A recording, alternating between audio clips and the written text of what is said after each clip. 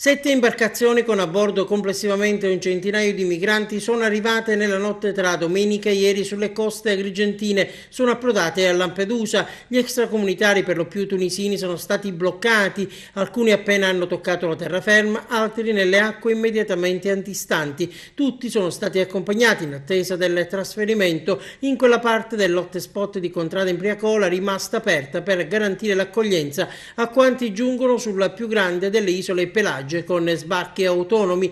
Insomma, il fenomeno delle traversate, complice le condizioni meteo favorevoli, è tornato con una certa frequenza. Appena ieri una ventina di migranti a bordo di un barcone poi abbandonato sono stati acciuffati lungo la strada poco dopo il loro arrivo sulla costa di Torre Salsa con uno di quegli sbarchi definiti fantasma. I migranti sono arrivati come al solito indisturbati e senza che nessuno si accorgesse di nulla. In mattinata i carabinieri di Siculiana, a seguito di alcune segnalazioni, ne hanno fermate 20, ma le dimensioni del natante lascia presagire che a bordo fossero almeno il doppio. Lo denuncia l'associazione ambientalista Mare Amico di Agrigento, che puntualizza: c'è da notare che sull'imbarcazione sono stati cancellati con vernice bianca tutti i riferimenti della marineria tunisina di provenienza. Speriamo che questa imbarcazione venga immediatamente rimorchiata in porto, perché altrimenti, conclude la nota di Mare Amico, farà la stessa fine delle altre, ovvero marcire ed inquinare una meravigliosa spiaggia.